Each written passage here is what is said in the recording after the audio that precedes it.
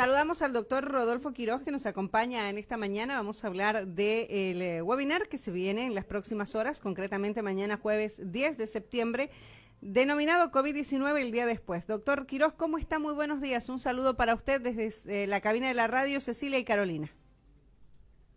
Buenos días, Cecilia. Buenos días, Carolina. Buen día. Un placer hablar con ustedes. Y bueno, doctor, usted va a tener un importante diálogo, digo yo, porque va a tener acceso a conocer también las inquietudes de las personas con este webinar que usted va a estar lanzando y que va a hablar un poco acerca de lo que sucede después del COVID-19, de ese confinamiento que nos llevó a todos quizás a interpretar una realidad distinta, ¿no? Ahora, el post-confinamiento, no sé si es correcto post-confinamiento, porque todavía estamos con algunas medidas como esa cuarentena que, si bien no es rígida, es una cuarentena que nos incita a estar en casa hasta las 20 horas, o sea, todavía hay cuidados, ¿no? Totalmente. Bueno, la verdad que hasta que no aparezca una solución definitiva para el problema, que seguramente será la vacuna, vamos a tener que seguir manteniendo las medidas preventivas para evitar que, aún fuera de una transmisión comunitaria sostenida como fue durante el pico de la pandemia en Bolivia y sobre todo en la ciudad de Santa Cruz, vamos a tener que cambiar nuestros hábitos manteniendo el distanciamiento social, la higiene de manos, el uso de mascarillas o tapabocas cuando nos encontremos a una distancia menor de 2 metros para poder evitar la posibilidad de un contagio ocasional. Doctor, en este webinar, es decir, en esta conversación que se va a mantener mañana, se van a hablar de las situaciones en esta etapa del post-COVID, es decir, de la situación actual después de los picos más altos, si se quiere, de la pandemia. ¿Podemos hacer una evaluación de cómo estamos en este momento, doctor Quiroz?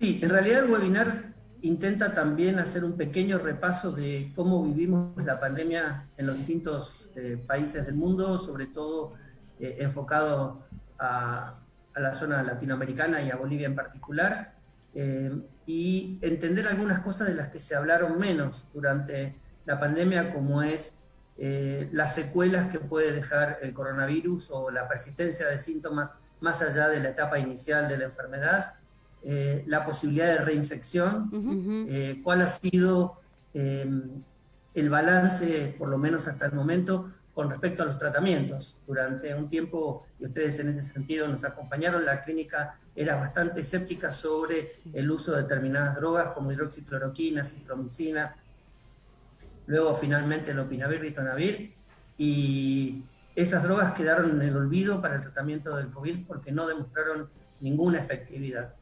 Entonces, también repasar un poco ese concepto y después ver cuál es la situación a la que se están enfrentando los países luego de salir de la etapa inicial y la aparición de rebrotes en distintos países europeos, y a qué se deben esos rebrotes, a la aparición, digamos, cuál sería la explicación de por qué países que ya pasaron por el pico más fuerte hoy están enfrentando situaciones de rebrote, y en ese sentido entender cómo es la inmunidad del virus, qué tipo de inmunidad deja y cuál sería el rol de las vacunas a futuro. Con el tema de la inmunidad se habla de 3 meses, de 90 días, de una posibilidad de reinfección. Incluso aquí en Santa Cruz se pedía tomar mucho cuidado, porque se hablaba de un posible pico que nuevamente se incremente en cuanto a números. De un rebrote, ¿no? Sí, entre septiembre y octubre, doctor. Sí, bueno, en realidad, para hablar de la inmunidad muy corto, el virus induce en el organismo 2 tipos de inmunidad. Una inmunidad vinculada a anticuerpos, que es la inmunidad tradicional que generan la mayor parte de las infecciones virales, y una inmunidad relacionada a células, que se llama inmunidad específica. Cuando uno testea los anticuerpos en los pacientes convalecientes de COVID, no todos desarrollan anticuerpos, y eso no significa que no todos no estén protegidos, porque esta inmunidad celular protege a una buena parte de la población. Lo cierto es que mientras más edad tenga la persona, menos inmunidad desarrolla, y eso, sumado al hecho de que las medidas restrictivas de los gobiernos han sido en su momento bastante intensas y efectivas, hay un porcentaje de la población que todavía no se ha expuesto al coronavirus. Por lo tanto, hasta que no se alcance un 60% de inmunidad en la población, los rebrotes van a seguir siendo una posibilidad cierta y eso es lo que hoy está sucediendo en Europa. La buena noticia es que la tasa de muertos por millón de habitantes no acompaña estos rebrotes de la misma manera que acompañó en el brote inicial. ¿Esto qué quiere decir? Si bien aparecen nuevos casos, no hay tanta cantidad de muertos como se veía al principio, de hecho mucho menos, y eso tiene que ver probablemente con que en la primera ola en realidad se afectan las personas más vulnerables y después en las olas subsiguientes son las personas que tienen cierta defensa, gente más joven, con lo cual la mortalidad es menor y además hoy conocemos más del virus de lo que conocíamos al principio, Sí. por lo tanto se pueden implementar tratamientos efectivos de entrada. Esto quiere decir que aprendimos a manejar un poquito mejor nosotros, inclusive como ciudadanos, digamos, la enfermedad, doctor. Sí, y los médicos, sobre todo los médicos. Antes nosotros hacíamos cosas que hoy ya no se hacen más. Desde el punto de vista epidemiológico, ¿se acuerdan que al principio teníamos que tener 2 PCRs negativas para interrumpir el aislamiento del paciente? Y eso saturó el sistema de salud porque no había posibilidad de sostener tantos test para solamente interrumpir el aislamiento. Hoy se sabe que con 10 días en los pacientes con enfermedad leve o pacientes asintomáticos, con 10 días de haber tenido la enfermedad desde el inicio de los síntomas y estar sin fiebre, uno puede interrumpir el aislamiento sin necesidad de hacer PCR. Otro ejemplo es en Argentina, por ejemplo, gente que es contacto estrecho de un caso confirmado, o sea, un conviviente, y tiene síntomas, ya se lo considera COVID, con lo cual no es necesario hacer un test para confirmar.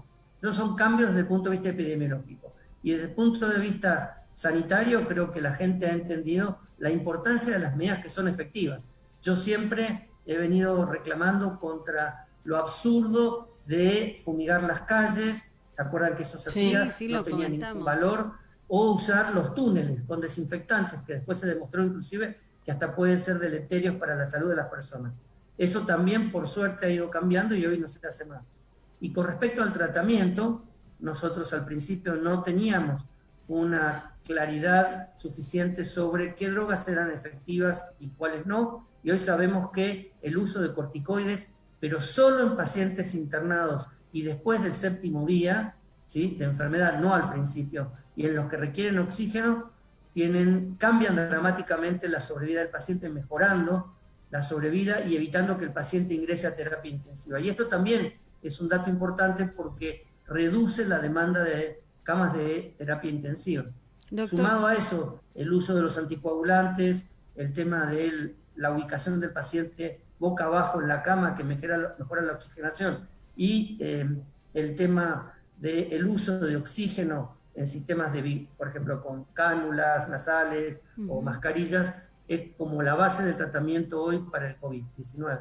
Doctor, haciendo referencia al tema de el virus como tal, la carga viral, se dice de que hoy quizás muchas de las personas que se contagian del coronavirus no necesitan tanta atención médica como antes, y esto es porque la carga del virus como tal ha bajado a nivel mundial, no tan solo acá, pero también están los casos que son el otro extremo, que son personas que siguen dando positivo después de 60 días, que antes decíamos quizás esto no se podía registrar o no se iba a presentar, y como usted bien mencionaba, quienes no crean anticuerpos, personas que en el PCR dan positivo, pero que después a los 15 días, que es más o menos la fecha que se les dice tienen que volverse a hacer la prueba, no aparece ningún anticuerpo. Y es como que la gente dice, bueno, nunca lo tuve, ¿qué pasó? Son tantas cosas, hay tantos mitos de por medio. Y verdades. Sí, hay tantos mitos de por medio en este tema de la enfermedad.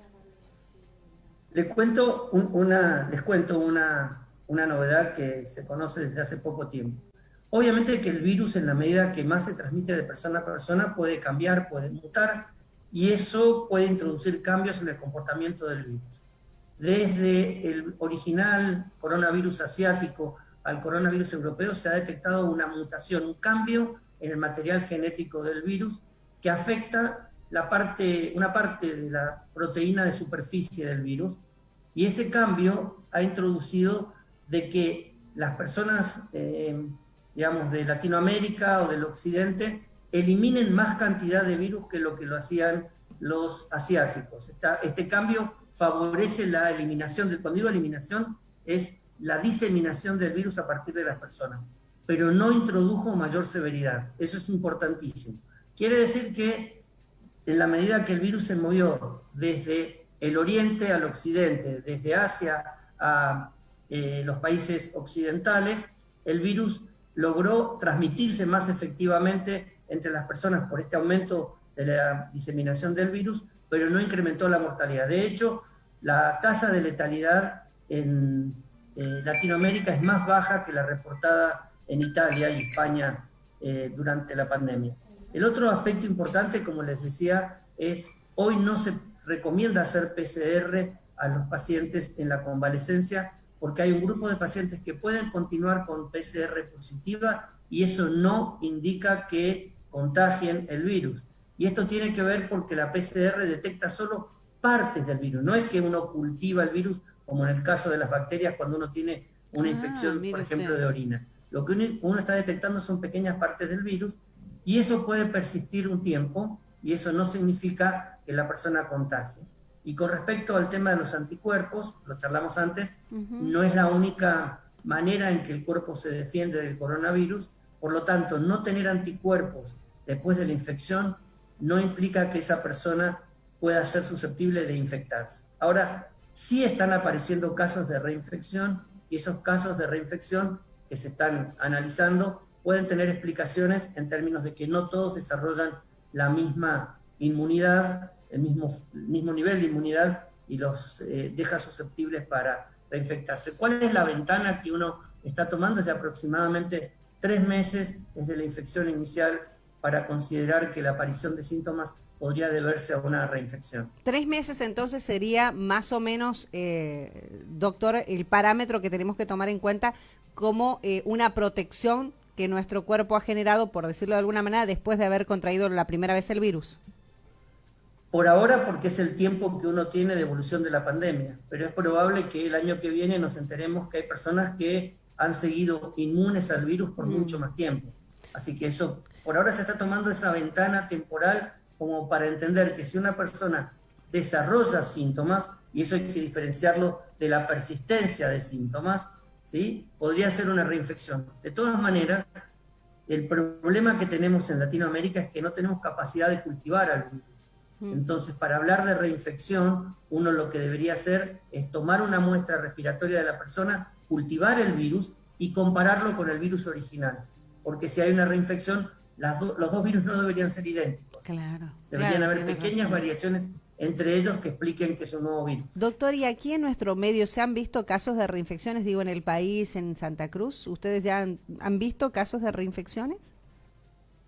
Nosotros en la clínica no, hay reportes de reinfección en Argentina, en Brasil, pero el reporte, vuelvo a repetirle, es muy difícil diferenciar de persistencia de los síntomas o recaída de los síntomas. Personas que, por ejemplo, presentaron dolor de garganta, debilidad muscular, etcétera, que tienen un periodo de recuperación y vuelve a aparecer la debilidad muscular, el cansancio, y uno no puede saber si es una recaída de los síntomas originales o una reinfección. La única manera, de hecho hay 5 casos reportados, bien documentados en el mundo, tienen que ver básicamente con el cultivo del virus original comparado con el nuevo cultivo del virus, y como pasa siempre, hay pequeñas variaciones genéticas que explican que el nuevo virus es distinto al anterior y eso documenta la reinfección. Claro, doctor. Lo bueno, eso es otro dato, de los casos, de los 5 casos, la mayoría de ellos tuvieron una enfermedad banal y no tuvieron una enfermedad grave. En el caso de lo que usted dice es bien importante o es bien interesante poder dialogarlo con alguien que le entiende y es real. Hay muchos mitos, hay verdades que quizás uno no quiere escuchar porque no le conviene, porque se asusta. Es que salimos a la calle y todavía estamos conviviendo con este virus.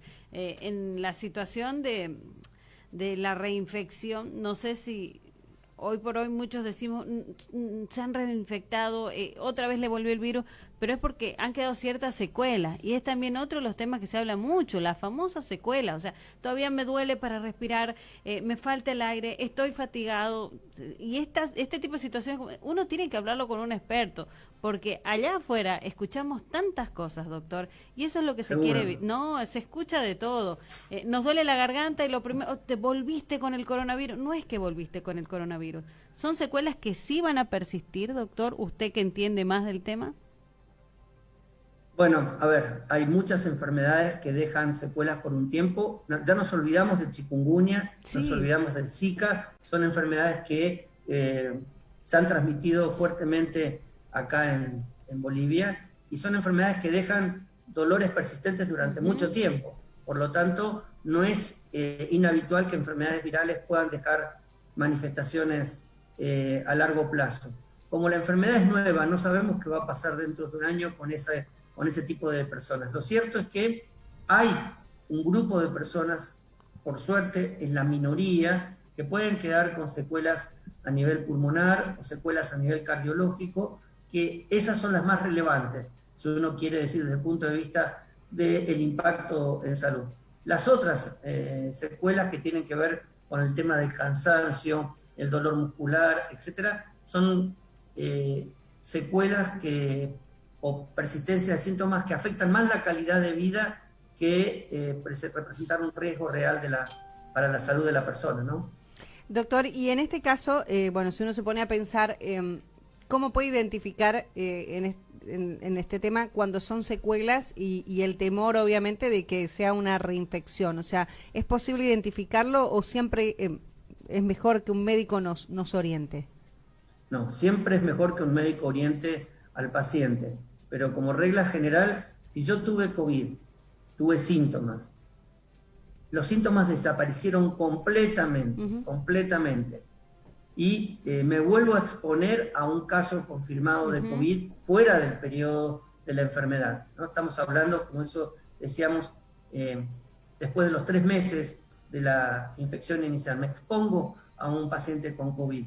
Y dentro del periodo de incubación, que es hasta los 14 días, pero con una mayor probabilidad de aparición de la enfermedad dentro de los primeros 5 a 7 días, y vuelvo a desarrollar síntomas de COVID, ese paciente podría ser un paciente que se ha reinfectado. Pero vuelvo a repetir, lamentablemente no tenemos la tecnología para poder comparar ese nuevo virus con el virus original del paciente y determinar que el paciente tiene un virus diferente. Cuando hablamos diferente, son pequeños cambios en la estructura genética del virus que nos aseguran que no es la infección original que el paciente tenía. ¿Y qué tan real, doctor, es que el virus ha perdido fuerza? Bueno, real no en el sentido de lo que yo le decía. La capacidad de transmisión del virus es mejor que la que tenía el virus original asiático, en términos que los pacientes que se infectan logran diseminar el virus más eficientemente, tienen una cantidad de virus mucho más alta. Lo que sí es cierto es que la mortalidad no es más alta que en China, inclusive es mucho más baja que en Europa. Pero eso tiene que ver también con que el tratamiento está modificando la evolución de la enfermedad. Cuando nosotros no dábamos corticoides, después de los 7 días iniciales de la enfermedad, el paciente entraba en un estado de inflamación que dañaba básicamente el pulmón y uno era expectante frente a esa evolución y no tenía cómo mejorar el tratamiento del paciente. Y hoy se sabe que con el uso de los corticoides durante 10 días la evolución de la enfermedad cambia dramáticamente. Entonces, creo que es lo que está marcando la diferencia. Hay varias cosas que vamos a aclarar y esto me gusta mucho, me gusta el nombre que eligieron para este conversatorio porque es real, el día después, ¿qué pasa en ese día después? ¿Qué pasa después de que muchas personas ya tuvieron el virus en el cuerpo? ¿Qué pasa con esta nueva realidad a la que nos enfrentamos cada vez que salimos de la puerta de nuestra casa, cuando tenemos que ir a la oficina? Lo que sirve, lo que no sirve y lo que todavía no sabemos dentro de los tratamientos, que también me llamó mucho la atención, porque hay varias personas que insisten con esos tratamientos que son mucho más caseros, hay otros que ya han dado fórmulas y han dado protocolos. Entonces hay cosas que evidentemente sirven, otras que no, y algunas cosas que no conocemos porque nosotros no somos médicos, no somos expertos, ustedes son los que tienen esa labor en sus manos. Y bueno, felicitarlo de alguna manera, doctor, a usted, a todo el equipo médico, tanto de la clínica como de todos los hospitales, y a todos los que han atendido y siguen atendiendo pacientes COVID, porque realmente yo creo que es una lucha sin cuartel y es una lucha sin horario. Todos estos cambios, todas estas modificaciones que hemos estado teniendo en estos meses han hecho que ustedes no descansen y siguen así. O sea, y es increíble saber de que todavía tienen la fuerza necesaria para brindar la información de manera abierta, y a través de este webinar eso es lo que se va a hacer, ¿no? Totalmente. Yo quiero reconocer también al personal de enfermería, porque en realidad uno siempre se recuerda de los médicos, pero sin el personal de enfermería que permanece 24 horas al lado del paciente sería imposible haber podido enfrentar esta pandemia. Así que el reconocimiento personal a todos los médicos que están enfrentando esta situación, y a todo el personal de enfermería, también a los fisioterapeutas, a los especialistas que se han comprometido en el manejo de pacientes COVID, sabiendo que es una enfermedad contagiosa y que existía el riesgo potencial de que ellos la adquirieran. Doctor, bueno, en este caso, hoy hemos conocido, y eso quería preguntarle también antes que nos cuente cómo hacer para participar del webinar, pero quería preguntarle, hoy se conoció que se hizo un alto al tema de la vacuna, o dos de las vacunas, una de AstraZeneca y la otra de Oxford, por aparentes situaciones que se dieron en los pacientes o en las personas que están obviamente como voluntarias, ¿no? Efectos adversos. ¿Qué puede haber ocurrido, doctor? Primero, la vacuna es la misma. Ah, es la misma, okay. Hay cinco tipos de vacunas diferentes que están ensayándose, con muchos ensayos, no es el único. Mañana vamos a hablar de esas vacunas. Lo que sucedió es que el ensayo clínico de la vacuna de Oxford, que es una vacuna con un virus que transporta parte del material genético del coronavirus, es un virus diferente, se llama adenovirus, es un virus que produce infecciones, por ejemplo, respiratorias, conjuntivales, pero que no es humano, es del chimpancé. Esa es la plataforma de la vacuna de Oxford y de AstraZeneca, que se está empleando en Brasil, Estados Unidos, Inglaterra y Sudáfrica, en fase 3, que significa la vacunación a un grupo de voluntarios importantes para ver, además de la seguridad, la efectividad de la vacuna en el terreno.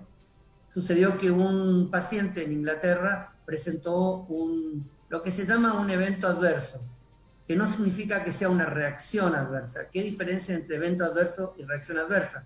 Evento adverso es un hecho inesperado en el seguimiento de los pacientes después de la vacunación. Cuando uno habla de reacción adversa, es que ha podido además establecer la causalidad de que la vacuna produjo ese daño. ¿Me entienden? Uh-huh. Entonces, ¿qué es lo que se hace? En los ensayos bien diseñados, y esto usted diría, bueno, pero yo nunca me enteré de que esto sucede. Esto sucede habitualmente con todas las vacunas. Pero ustedes nunca se han estado preguntando, por ejemplo, de los ensayos de vacuna de dengue. Claro. Hay muchos protocolos de vacuna de dengue, y todavía la vacuna del dengue no se ha podido terminar de fabricar porque han aparecido este tipo de situaciones, además de la respuesta inmunológica.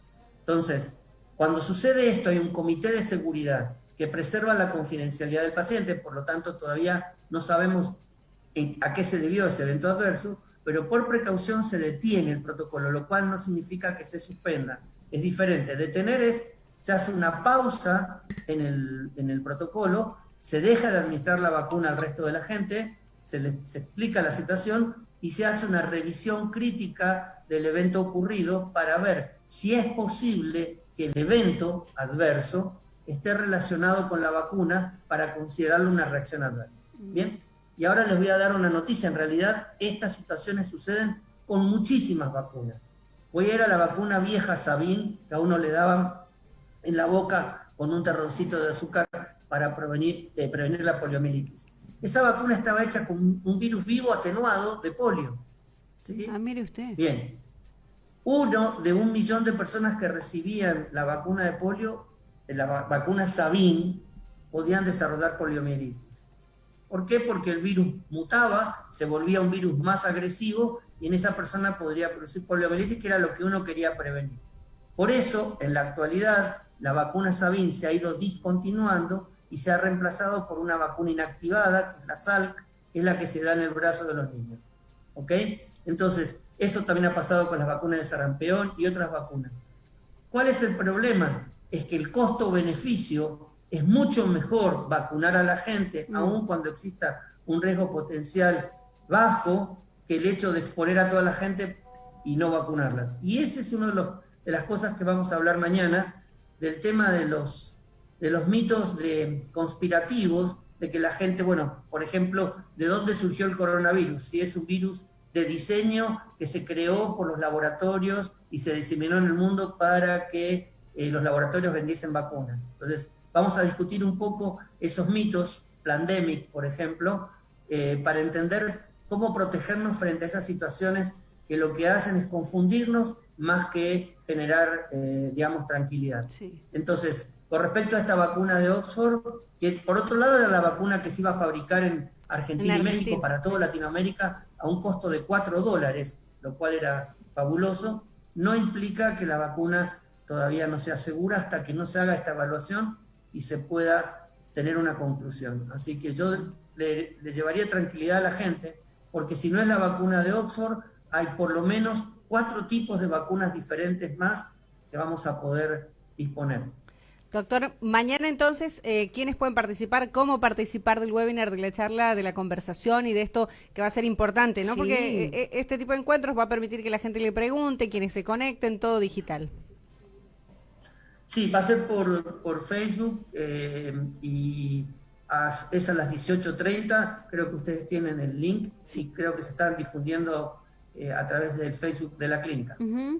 A través del Facebook de la clínica. Ahí Clínica tienen toda la Pioneers. información, incluso nosotros aquí en la página también ya la vamos a colocar, porque la idea es, y vuelvo a repetir, es poder ponerse al día con la información, pero en este caso con la información de un profesional médico que te puede orientar, y creo que es lo que más necesitamos, cierta tranquilidad, porque ahora cuando nos toca enfrentarnos, ir al trabajo, subirnos a un micro, ir a un mercado donde hay mucha aglomeración de gente, muchas personas han quedado con ese temor latente de acercarse demasiado a otras personas, y esto tiene que ir disminuyendo. Ese estrés, esa ansiedad que ha generado el encierro tiene que ir disminuyendo. Entonces, qué mejor que la orientación de un profesional médico, y en este caso agradecerle por la conversación ahora, porque creo que nos ha aclarado varias dudas también a nosotros, y bueno, a prepararnos para participar el día jueves. Sí, mañana 6:30. Sí, 6:30 de la tarde. Gracias, doctor Quiroz, como siempre. Muchísimas gracias, Cecilia. Muchísimas gracias, Carolina. Un placer haber estado con ustedes. Gracias, como siempre, un gusto conversar con el doctor, aprendemos muchísimo, ¿no? Aprendemos mucho y la verdad podemos participar todos mañana en la página de la clínica y bueno, hacer las preguntas que querramos también.